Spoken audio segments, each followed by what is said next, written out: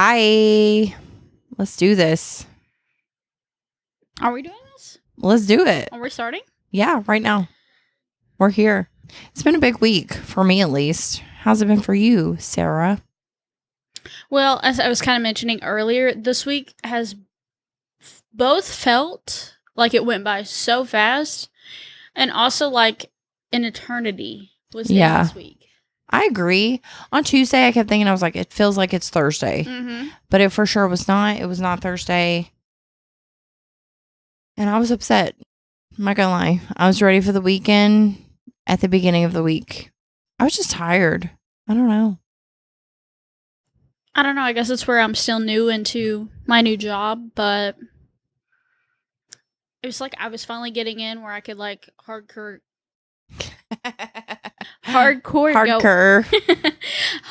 go into the job, see some clients, be a therapist basically. Mm-hmm. And I had days where I was so busy. I was meeting clients, it was going good, and then I had days where literally didn't even leave my house because I didn't have enough, to schedule for those days. So I guess that's probably why it felt like both. It felt like it was going super fast because I had like 3 days where I was booked up, and then I had like 2 days where it was like I just sat around. And it will be like that. Yeah. It's good though. No, it's way better than where I've been. I will say that. My mental health is better, which was the biggest reason why I left my last job. Nothing against my last job. I loved it, but it's a lot. It is. And it's a good experience. Well, and when I was literally like, it's time for me to go, the literal, like the first thing, listen at me saying literal all the time. The main reason I was like, I'm sorry, but I have to go is I got to worry about my mental health. It's taking a toll, and I got to worry about me. And that's literally, yeah, there it is again. That's what I literally put on. It's cool to talk about mental health.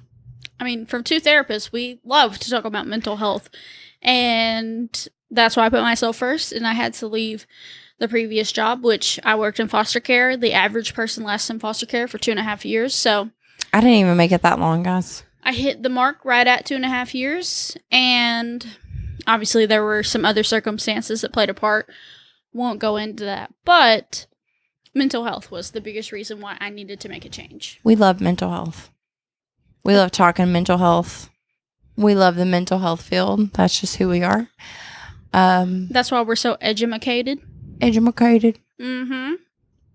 We're here to talk about the deep stuff. The real stuff.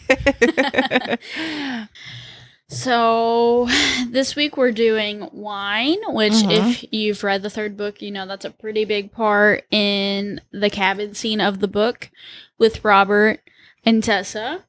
So that's why we chose wine for this week. Drink along with us. It's a nice Chianti.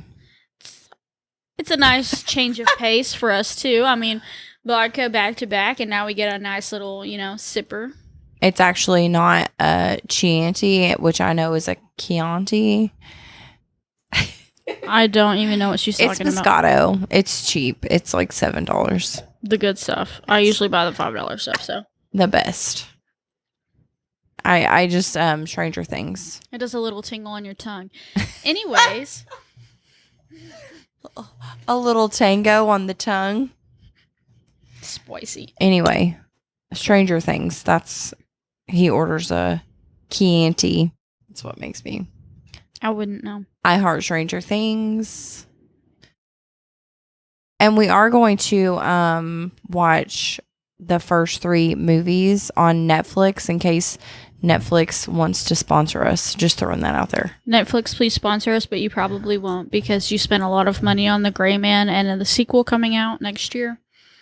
So I've never seen that. I don't even know what that is. It's got Ryan Gosling in it. He's very in it. Oh, okay. Anyway, so actually we're here to talk about after third book. Precisely. Part 2 of the third book. Mm-hmm. It's the last, I don't even think it's half, like last 3/4. There's just a lot that happens, and I think we went into so much detail that, and this is a big book. Yeah. I think I repeatedly said last time it's like 833 pages. Or on Kindle, 1,000 pages. I distinctly remember saying that a lot. It's a lot. Mm-hmm. So we definitely wanted to break this up into 2 different parts. It's just really long, Mm-hmm. so we wanted, we obviously need a break in between. Plus, I feel like I'm glad we're doing these books because it did bring us together. Yes. That's why we wanted to start with these books. But the conversation is getting repetitive. And I just want to be like for real, like real with that. Yes. Because there is so much back and forth in these books, which I know we've said 1,000 times, toxicity, trigger warning for, the stuff upcoming in the second part for this podcast. The second part of After We Fell. Alcoholism continued, emotional abuse. DV. And DV as in partner violence. And that doesn't necessarily mean aggression, but the emotional aspect, the manipulation. The alcoholism is mentioned a lot. Right. Drug use is mentioned. Yeah. I guess there would kind of be a little bit of like sexual stuff in there. It's not necessarily sexual abuse, but which is what we're getting ready to get into. But manipulation attempted in relation to attempted rape. Yeah. Yeah, we're getting ready to get into the big plot twist. So we'll, get ready. I'm Caitlin. I'm Sarah. This is Books, Booze, and Besties. Welcome, welcome. We're excited to talk about the last, I wouldn't even say like the last part, but the 3/4 of the last part of After We Fell. I know that I'm anxious to begin wrapping this series up. Yes, we kind of talked about it a little bit. We love this series. The series is what started the duo. But I'm ready for something new. Like, this is something we've come back to a lot, even before the podcast. And I think after starting the podcast and having to do this 4 weeks now, we are ready for something. 5 weeks, because we are doing 2 parts of book 3. Right. So we're ready for something new. Yes. So you'll see, and we'll talk about it in not the next book, because that's the last book of After. Right. But the first book that we discuss in September will be something new, something neither one of us have read. I'm really excited. Something really popular on Book Talk, if you all are on TikTok, which we are very much a part of, and you can find us on TikTok as well. Yay! But that is how we picked our next book. We won't go into detail because that's, something for another time. It's a few weeks away. But we're excited. Yes, I'm really excited. I am too, just because After has been so much of our lives, because it is a big series. There are a lot of pages. There are a lot of books, movies. Anna Todd is always in the news for either being a good author or, as you know, she was removed. Removed. Controversy. So, it's a lot. And I think we're just ready for a change of pace. So we're going to do this third book, Justice, with part 2. We will do the final book, Justice. And then we'll have a couple mini episodes, I guess you could call it. Yeah, we want to do a mini episode on Before, which is I don't want to say prequel because it's going on at the same time as After. Some of it's a prequel. Some of it's going on at the same time. And then we definitely want to talk about the movies. Yes, the movies. Yes. The first 3 movies. But the last movie will be out September 7th, which we plan on going to see. And we will probably do, honestly, a mini episode just kind of discussing how we felt about the last part of the After series in movie format. Which, if you've been here for the first few chapters, my bad, then one of the biggest things we like to talk about are the discrepancies. So I'm sure after seeing the new movie, we will have some discrepancies. It's going to be a ride for sure. So that's kind of the plan for the next few episodes. We hope you keep with us. I know it gets a little redundant with us talking about the After series because it is a lot of the same themes, kind of like same book. or, same topic, same triggers, different book. So we want to finish out this after series and hopefully move on to something different. We're even going to just swap to a different genre next. We're changing it completely. So we're really excited, and we hope you can stick around with us and kind of follow along with us. We would love to just keep you guys going. We also noticed, I wanted to shout out our listeners. We have listeners in Pennsylvania and Washington, and several in different areas of Kentucky. Yeah. We are from Kentucky. So, we had heard of different places in Kentucky that we had never heard of before. What was it?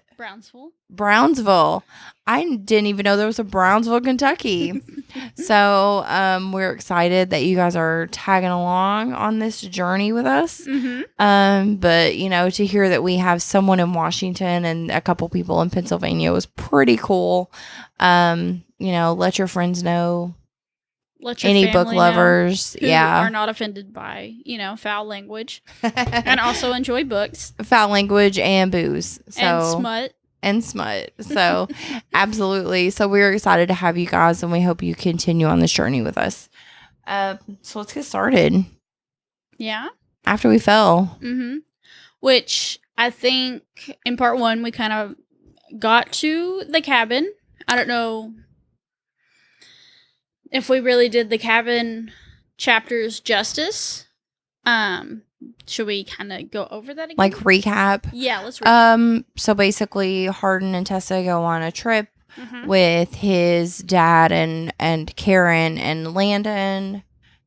Immediately, Hardin and Tessa have trouble. They start arguing. It turns into a big thing. Then they part ways. We meet Riley. We meet Lillian. We meet Robert. We meet, these different characters. They're trying to make each other jealous, of course, as usual. There's the back and forth, which we talked about previously. So we've got that going on. We finally get to a point where we think Hardin is apologizing. He says some really nasty stuff. Nasty stuff that in reality, it would be really hard to go back from. But the thing about these books is that it gives you insight into how an abusee feels when there's that emotional abuse in a relationship. I love him. I love him, but he is mean. He doesn't treat me the way I deserve to be treated. But I love him, and I have a really hard time staying away from him. And it's really hard for me to walk away 100%. And we see that a lot with Tessa. Well, and I would also like to remind our listeners, they're babies still. They're barely adults. I don't know about you all, but I was still very immature at Tessa's age, at Hardin's age. So, obviously, I didn't have a serious relationship at that point. But if I did, I could see some of the back and forth. I could see, my significant other saying some pretty crappy things and us getting back together. I mean, that's pretty common for young relationships. Yeah. I'm not supporting it. I'm not condoning it. I'm just saying it happens a lot. Right. So I feel like as readers and listeners, we do need to kind of keep that in mind before we judge Hardin and Tessa harshly.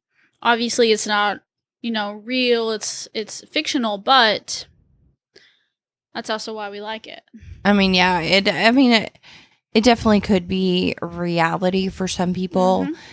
He is emotionally abusive. Absolutely. It's not common behavior. Right.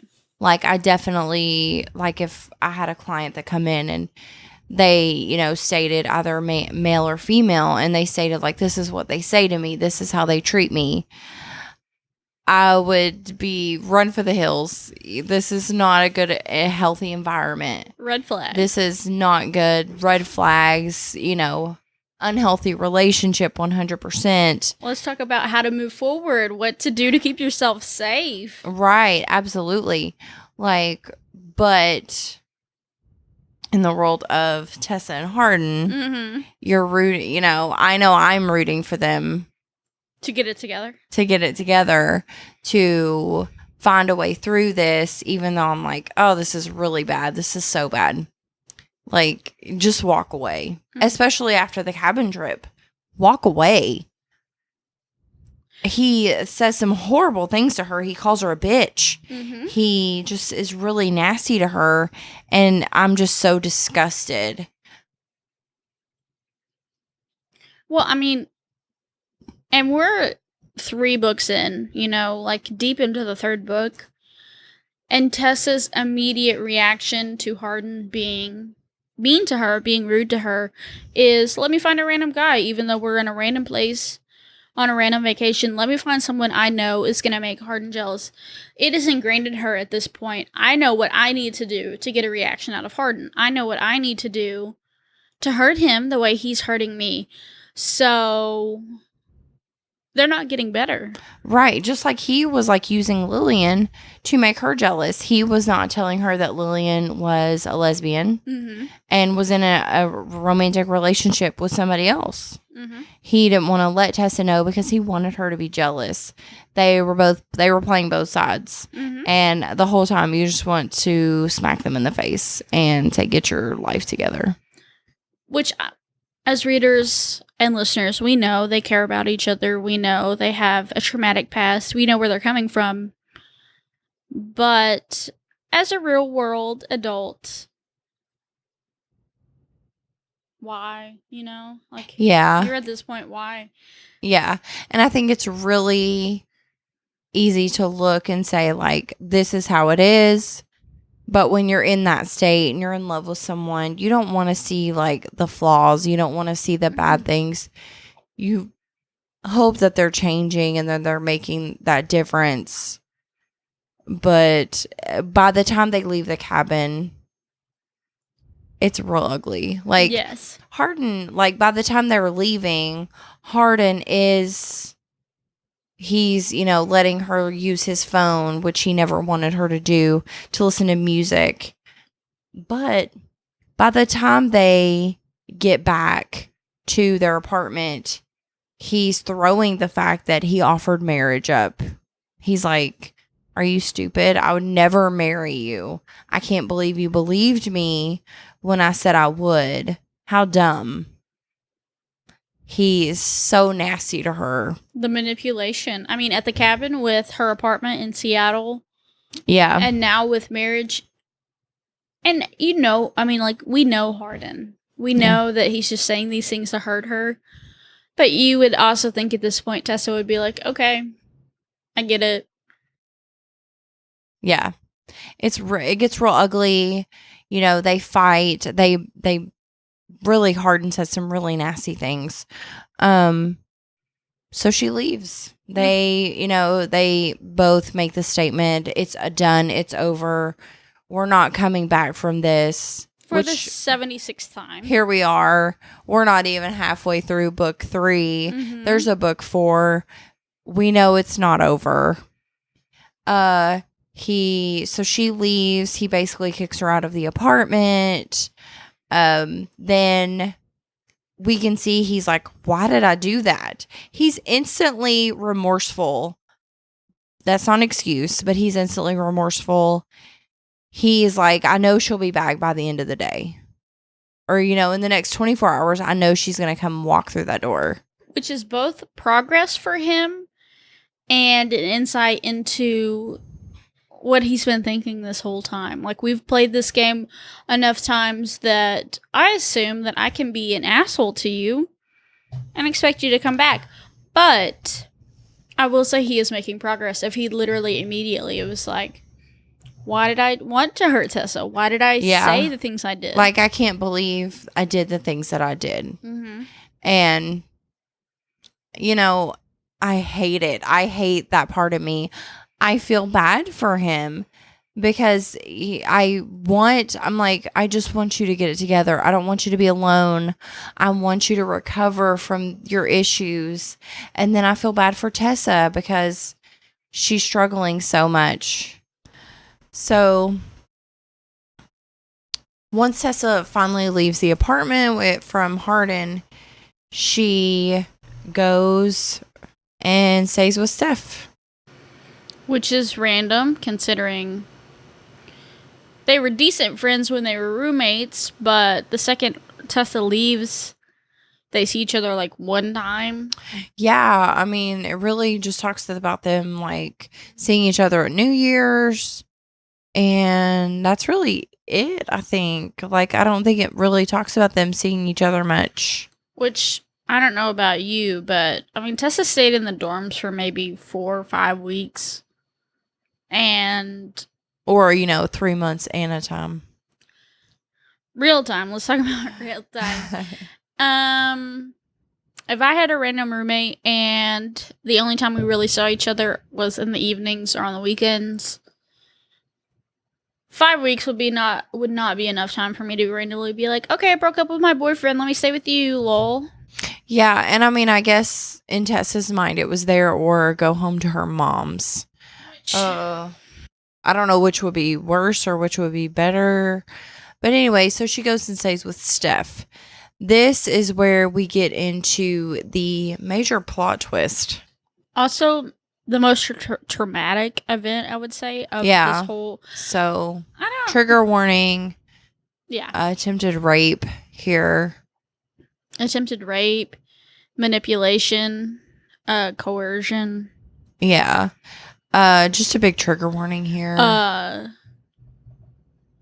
Drugs, but like...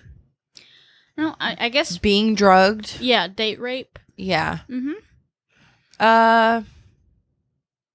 The hell? Like... Nobody saw that coming, and it was definitely... I mean, it was a good point in the book for Anna Todd to put a twist in, but this was one of the... It was dumb. Yes, it was... Let's just say, it was stupid. It came out of nowhere. It didn't make any sense. Why wasn't it Molly? I mean, even if it was Molly, it still wouldn't make sense. I mean, I could see more Molly than Steph. No, I mean, I agree, but like just this whole event, that was not the kind of twist that needed to be included in the book. You get no other up until the lunch that Tessa has with Steph and Molly. Even then, I never got the sense that Steph was against Tessa, like, in that kind of way. Because I know it's supposed to allude to that. When Steph's like, oh, Hardin's calling my phone. And Tessa's like, why didn't she answer? Why is she not telling him that I'm on my way home? And I never caught that until I reread the book again. And I was like, oh, that was supposed to be, like, alluding to Steph being out to get Tessa. But that's even it's such a small allusion. And I just assumed Steph didn't want to answer the phone. I mean, why would at she? Lunch. She hadn't interacted with Hardin in a long time at this point. Yeah. It just didn't make any sense. If Anna Todd was going this direction, she should have left it that Molly was Tessa's enemy and Molly set this up, and Molly and Dan. It just didn't make any sense. I felt like it was a way to just keep the book going. Well, I mean, you introduced Tristan and, set Steph up with Tristan. And, Molly was the one that broke the news to Tessa in the first book, and Steph tried to protect her. Even in the second book, New Year's Eve with Tessa and Molly. But even at that point where it was supposed to be like the most aggressive between those two, you would never imagine ever that even Molly could do what happens next. Yeah, it's really messed up. The whole thing just came out of left field. And honestly, I think it was just like a gotcha moment by Anna Todd. Like, that's all I think. Because if this is really how Steph is, she's a sociopath. Which is not the impression she gives off. And it's usually pretty straightforward when someone's a sociopath or a psychopath. I mean, you can tell pretty early on. Right. They lack emotion.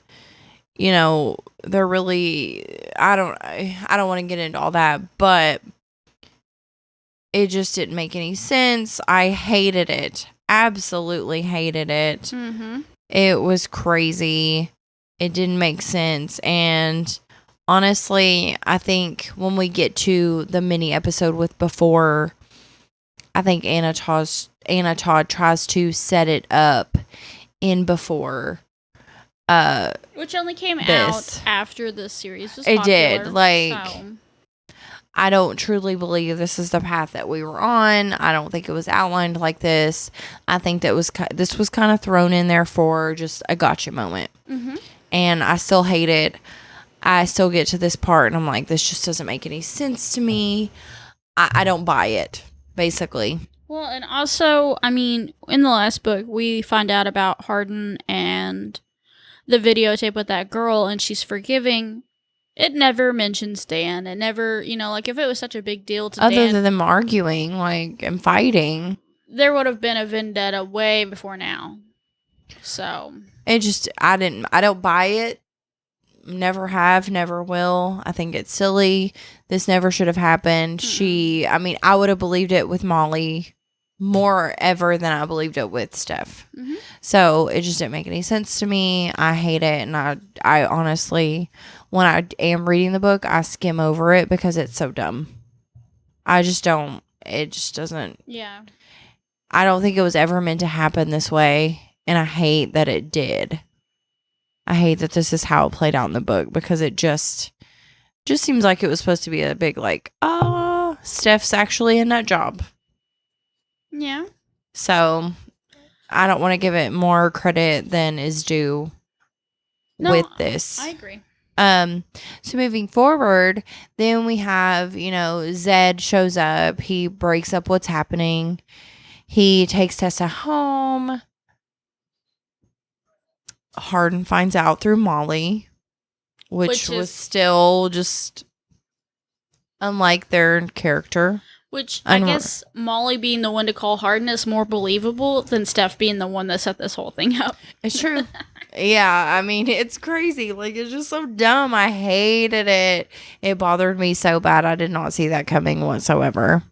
Also, I don't know, maybe this is controversial or whatever, but I mean, don't get me wrong, I would have reacted, the same as Tessa if I was almost raped and I was drugged and one of the people I trusted to be a friend turned out to be so heinous.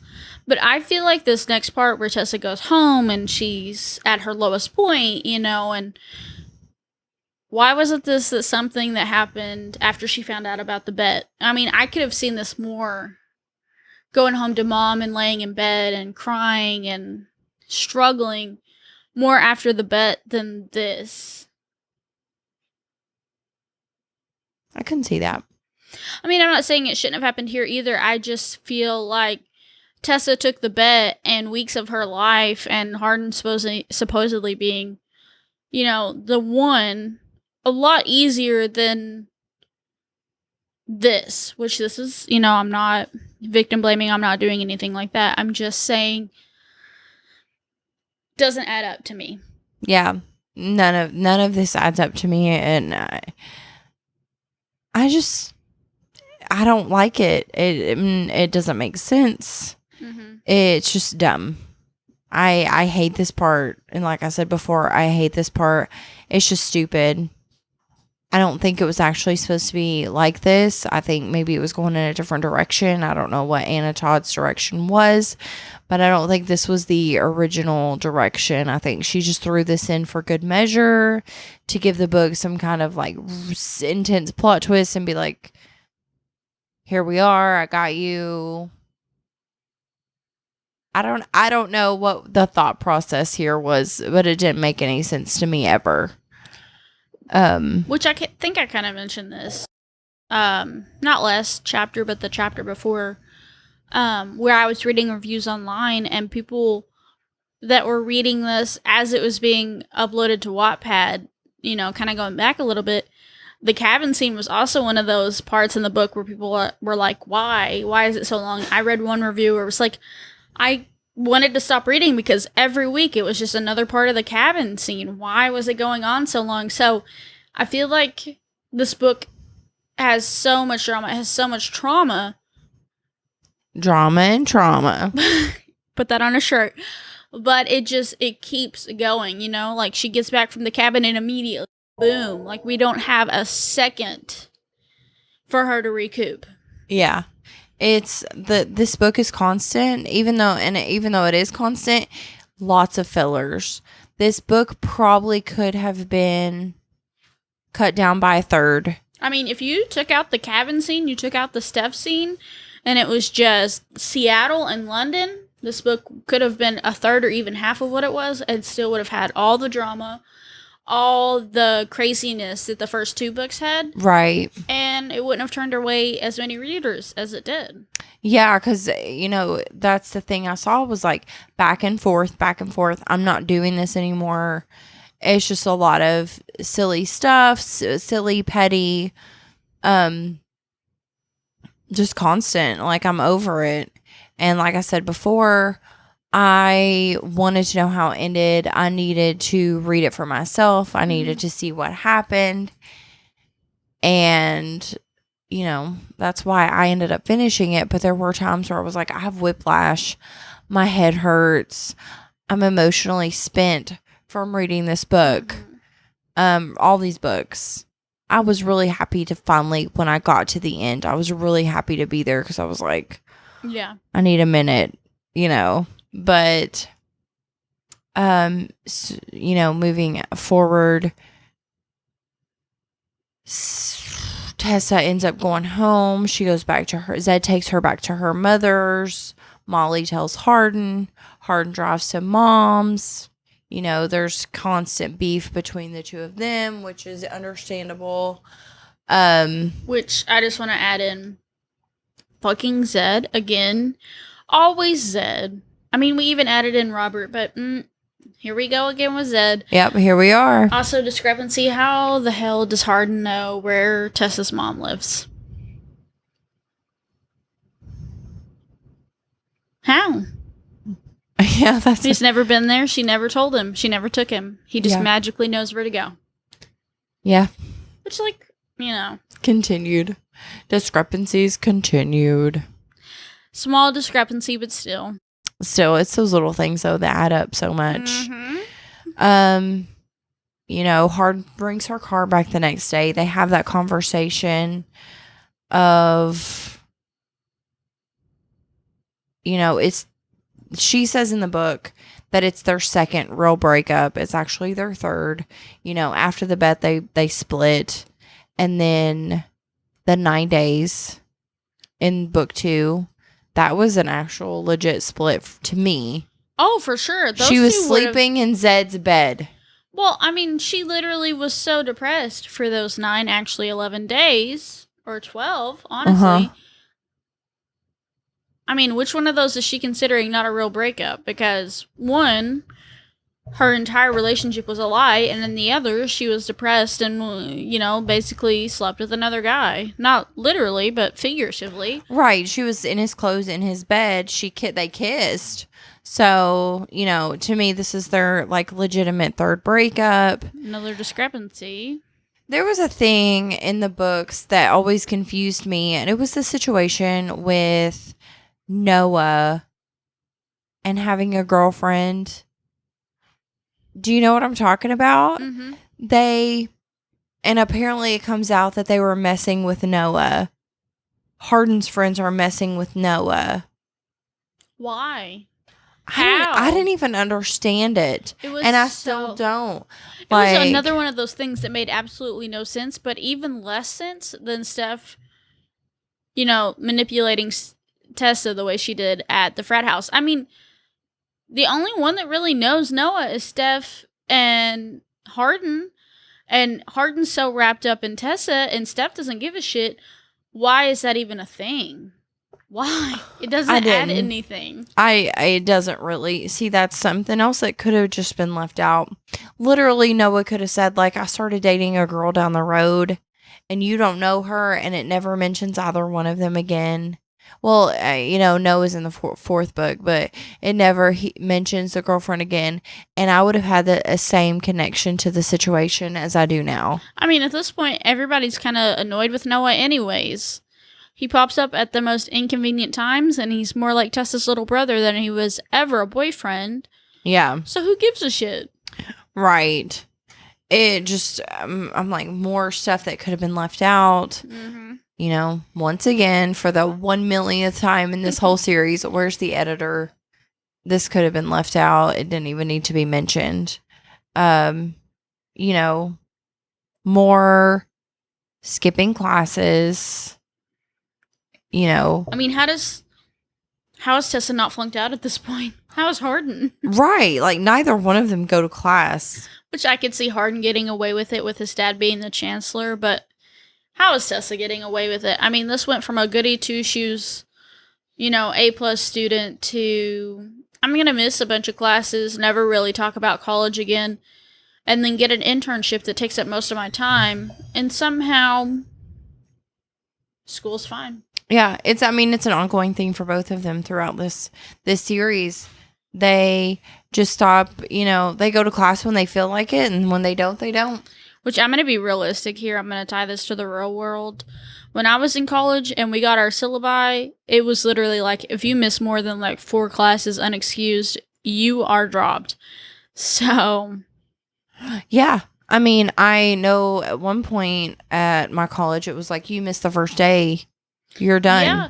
I mean, I went to the University of Kentucky, and in my master's program and even the last year of my undergrad, you had to go every day the first month to confirm you were actually participating in class.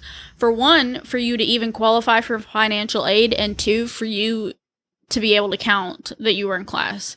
So. And I mean, it's just, I don't know, like, I feel like sometimes I'm being picky, but then again, sometimes it's like. I mean, I feel like we only get picky about this. It pulls me out of the story when I'm like, they never went to class. Well, I feel like we only get picky about the small things because there are a lot of big things that don't make sense. And then you're like, okay, well, Steph turned out to be this shitty person, but also Tessa didn't really have a relationship with Steph. Not that kind of relationship. Steph didn't have that kind of relationship with Hardin. And then you're like, oh, Tessa and Hardin never go to class. Well, when I was in college, I would have literally flunked out if I did what they did. Right. And I guess maybe if it would have just been like, the only thing, inconsistency was like they don't go to class, that probably would have been like, oh, okay, that's an accident. She misconstrued how they go. But there's so many inconsistencies that it's hard to overlook so many, Yeah, so, that's just ongoing. Even at the end of the book, Hardin's like, well, I'm not going to classes today. And I'm like, there's no way you're graduating because you don't go to classes. How do you turn in stuff? How do you take exams? Anyway, it just bothers me. I hate it. I guess the next big thing would be, let's talk about Seattle, which I hate to be that person, but I feel like most of the Seattle stuff was just filler too. I mean, they talk about the crappy date at the Italian restaurant. That's filler. They talk about, Tessa living with Vance and Kim, who she barely knows. Makes 0 sense. I don't know. Well, it's just a lot of. She also mentioned, I'm going to live with them until I'm, getting my own place. But when she gets there, there's no mention of her like looking for apartments or trying to find a place to move into. Also, I don't know how confident Tessa and Hardin are, but if I was their age and I was like, let me have sex at my workplace, I would not have sex at my workplace. So. Yeah. It's just more of the same, unfortunately, in these books. I feel like there was a lot of drama in this book, and that's probably why it drew me in so much. And, like, analyzing it like we are now, I'm able to be like, well, this didn't make sense. This was crappy. But when I was first reading it, it really pulled me in. It pulled me in. Right. But now I'm like, Seattle was filler. The cabin scene was filler. Steph was filler. Really, the only Well, thing that had consistency was London. there's even mention of her having drama with girls at work who I think it mentioned like Harden had slept with.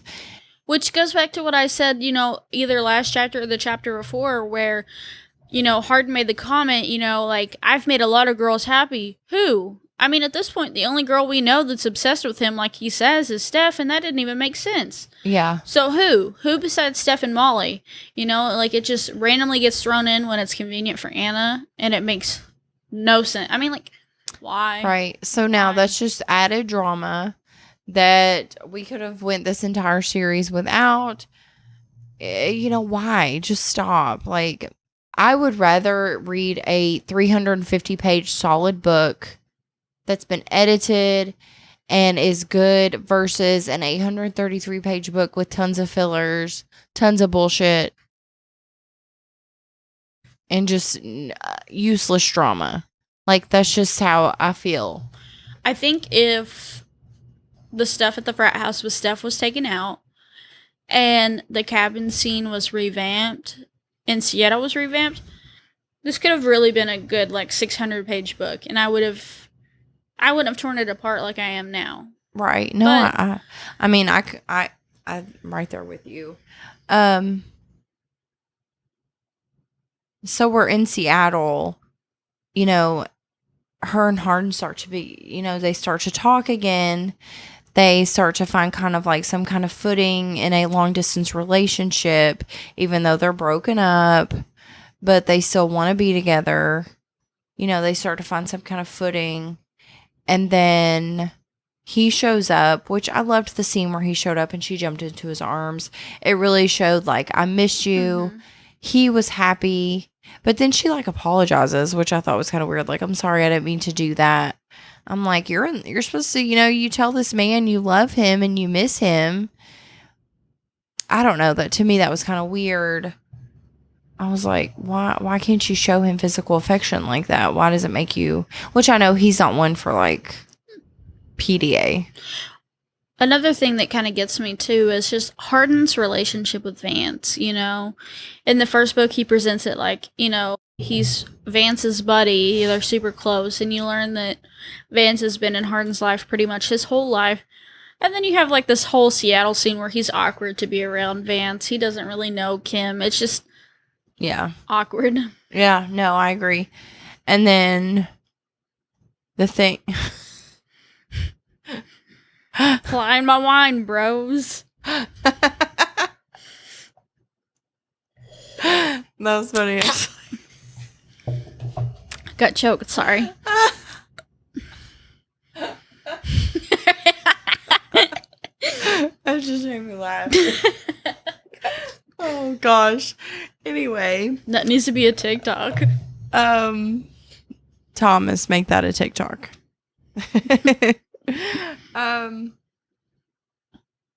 I do like to see in this book before Harden takes off to Seattle and the running and the jumping in the arms, you get to see a little glimpse of how Landon and Harden's relationship is progressing. Mm-hmm. They're becoming more like brothers. Harden is starting to accept more that Landon does care about him and more than just a, you're with my best friend kind of way. Well, but we're brothers. You see that progress with Harden too. I mean, he's willing to let another person in. He's willing to have a real relationship with someone in a non-romantic way. Mm-hmm. And Harden himself, I mean, like, it mentions it later, but he's making progress himself. The boxing classes. Right. He's trying not to drink. I mean, he's working on himself. Yeah. No, I agree.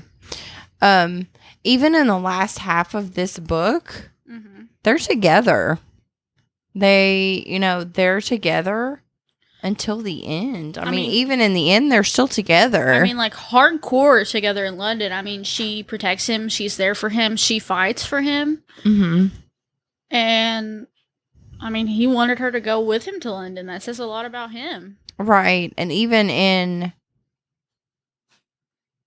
So you see Zed, of course, pop back up. Let's dial it back to Seattle. You see Zed pop back up.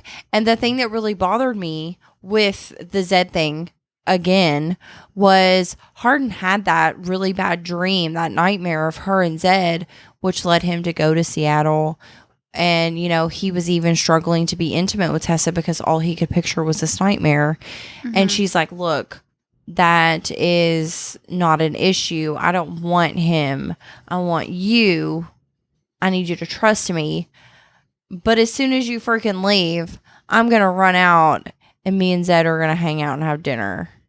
Even though I know how you feel about Zed. Even though I know it really bothered you. I know you were upset. I know Zed almost got you into legal trouble and expelled. Yeah. I just, you know, and at this point, he has no ties with Molly.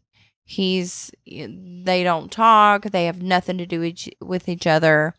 Molly called him and was like, hey, this is what they did to Tessa. That was the last time they had communication.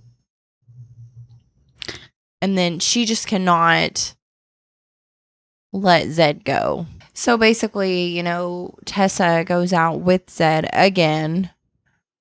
Even though she knows Hardin's like really been out of shape about it. He's got the nightmare. She does it. But I think at that point, she's like, it's over. I think she even tells him when she goes back inside, like, it's over. It's not an issue anymore. Which is like, you want to believe her. But then again, she said that like a ton of times. Mm-hmm. I'm like, girl, let it go. If you love this man, if you're wanting to make a go of it with Hardin, you got to let Zed go. And it wouldn't be that difficult.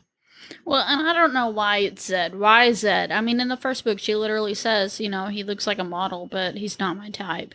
Yeah, and it's because she's so like, hung up on Hardin. And it's like, you've progressed this long, unquote, quote, unquote, 6 months later, or 7 months, or however long it's been now. You know, you're in this relationship with Hardin,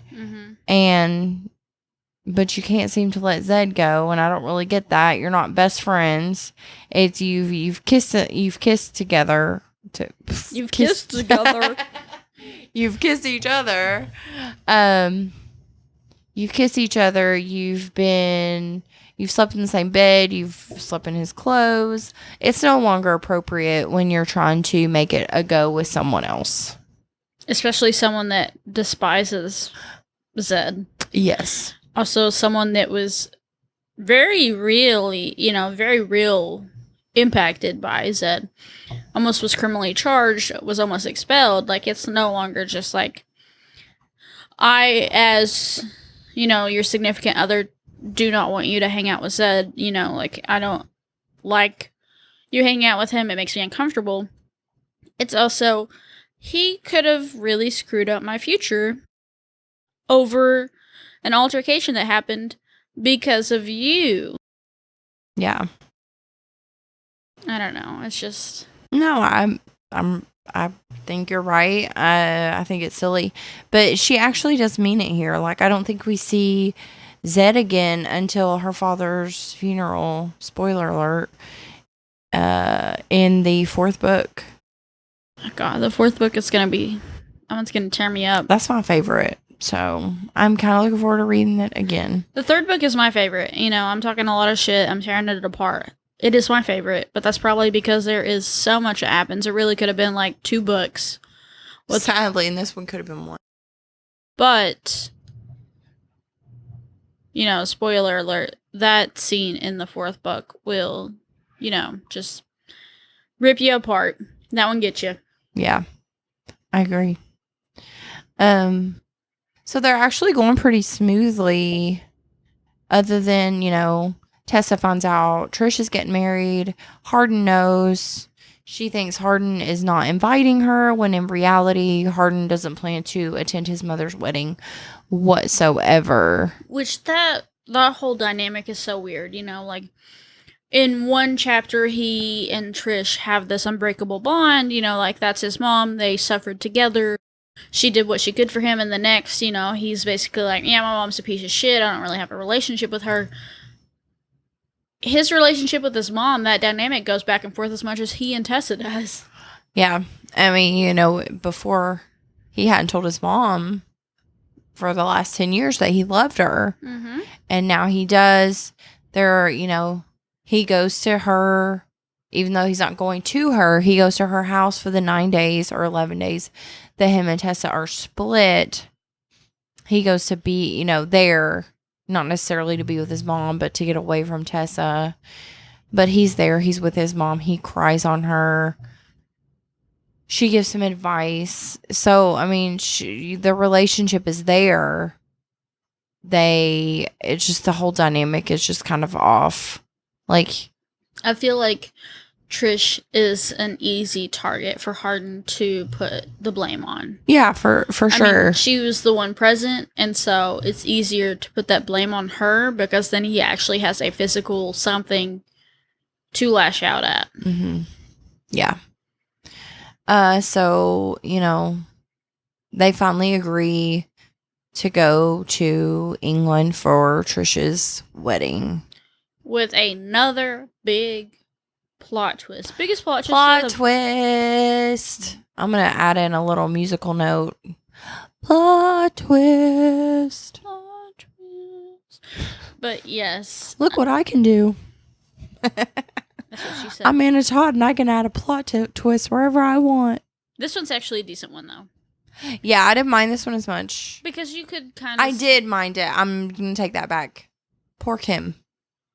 Yes, Kim did not deserve this. I feel like from a logical point of view, this was a decent plot twist because you could kind of infer it, from previous books. Like, it can add up and make sense. Also, poor Kim. I mean, poor Kim. Yeah, poor Kim.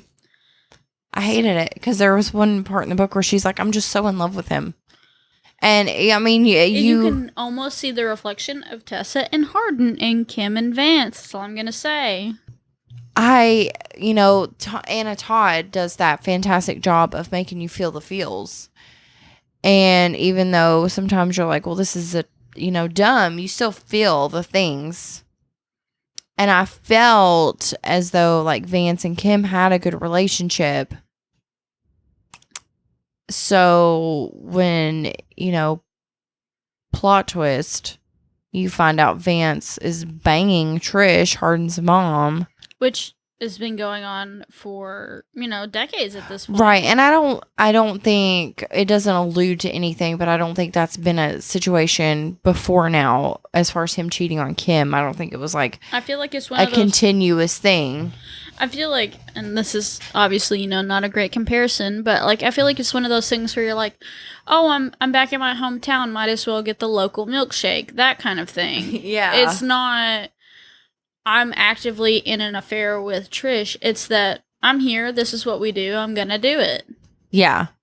I think they're just pulled together because, once again, spoiler alert, let's jump to the end.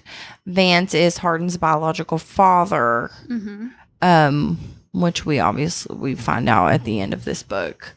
And I think we both know that we've created this child together, even though we're not sharing it. We don't openly talk about it. He doesn't know he's a product of our love. Which just brings out all the fucked up shit for Hardin. I mean, it makes sense why Ken, acted the way he did. It begs the question, why did Trish and Hardin suffer for so many years if Hardin had two successful dads that could have easily provided for Trish and Hardin? Why does Vance, want to sleep with Trish any chance he gets, but didn't want to, be a parent to Hardin? Don't sleep with your child's mother, but not be a parent to your child. You don't have to be an active part of Hardin's life, but you could at least make sure he could afford to eat. Right. No, I mean, and we, a lot more about that comes up in book 4. We really just get like the tip of the iceberg of finding out in this book at the very, very end that Vance is Hardin's father. They even tell Tessa not to go with him when he finds out. And I'm like, that's so dumb. Like, why would you do that? You know that she's his comfort. Well, that he finds solace in her. it's just isolating Hardin even more. It's almost like they don't really understand Hardin, you know, like you don't get him then at this point. Like you're there but you're not. Right. And I don't know, I feel like I need to give Anna Todd credit. This was a decent cliffhanger. Like the end of this book was a good cliffhanger. I mean, it made you want to read the fourth book. You wanted to know what happened with Hardin and Vance and Tessa. Yeah. A lot different than the second book. I, destroyed the cliffhanger in the second book, but I will give Anna Todd credit. This one was a good cliffhanger. Yeah. So what would you rate this book out of 5?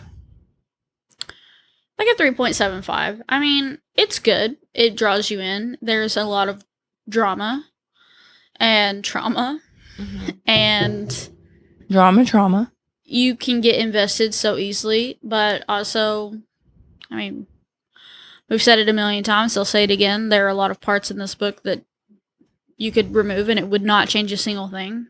Yeah, it could have been left out. Mm-hmm. This book could have probably been condensed into 400 pages easily. Oh, for sure. Or made 2 different books and, revamped what was in those 2 books to make it, really good. Yeah.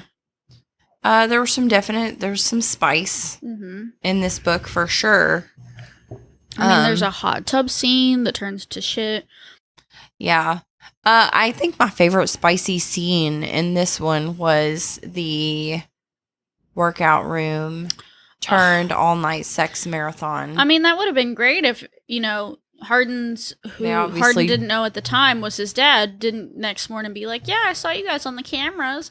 1, that's super creepy. 2, it's even worse when you realize that's his dad. Well, even Hardin says in the book, he's like, that's weird that you're watching me on the camera.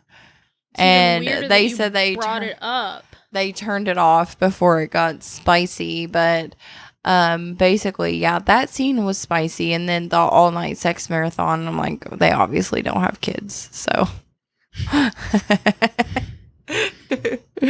I would give probably this book a 3.5. I think, I think there's way too much filler. As we said before, the plot twists just did not make sense.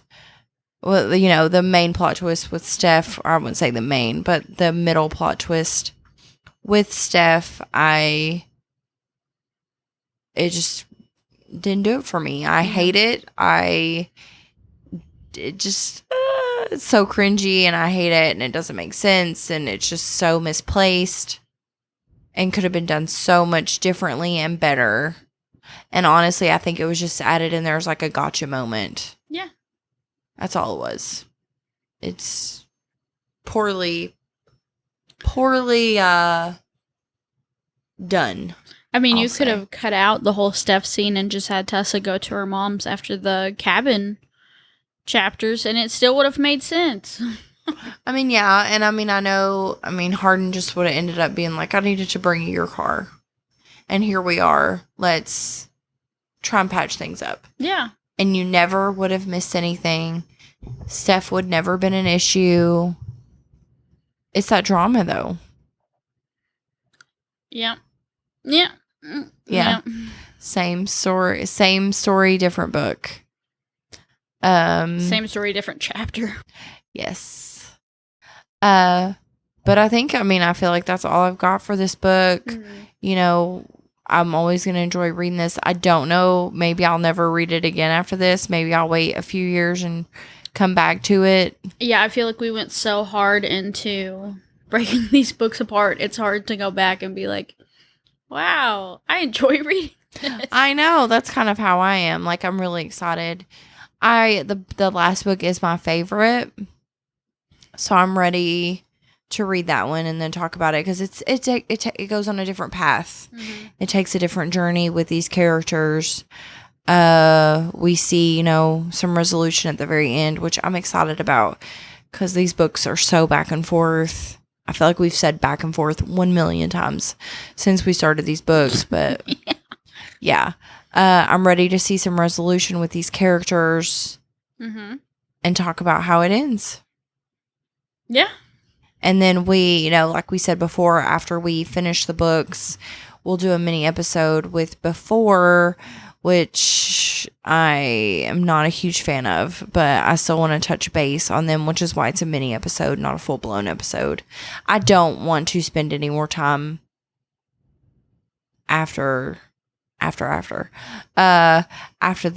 next book. I don't want to spend much more time on these books. I'm ready to move forward. So we'll do a little episode on Before and just kind of touch base and touch some of the highlights. And then we'll talk about the movies.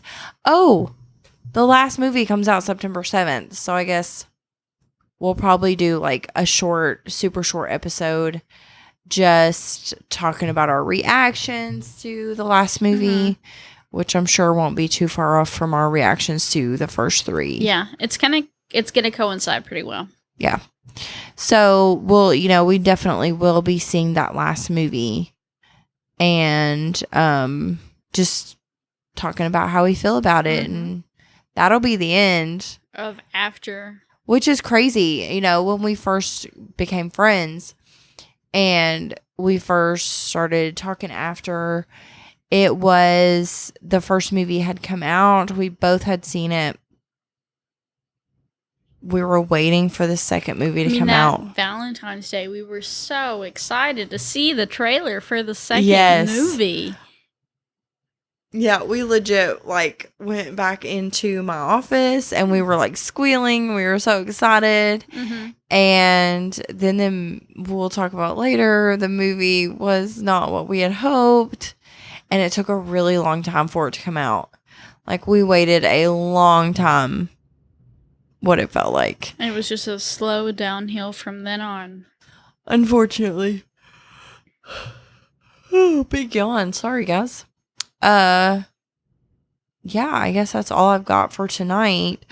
But we'll be back next week with the conclusion to the After series book wise. Oh, I guess, I don't know. Before I felt like.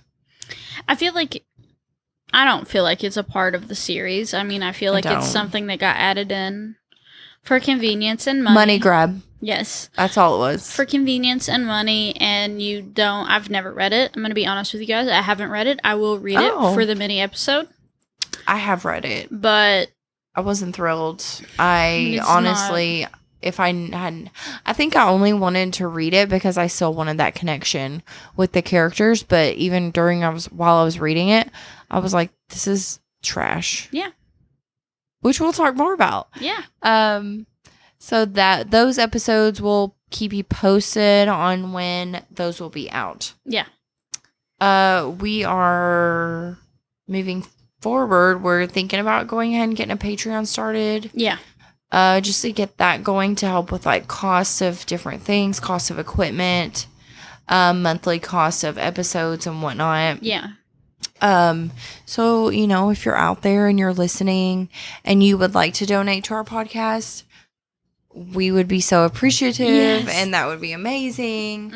I hope you guys know that we appreciate every listen, every like, every review, every comment. We want to hear it. If there's something we could do differently that you feel like would benefit the podcast, please let us know. We are always open to doing things a little better. And if, just any questions or any books that you want us to look into and check out, once again, please let us know. We are on TikTok.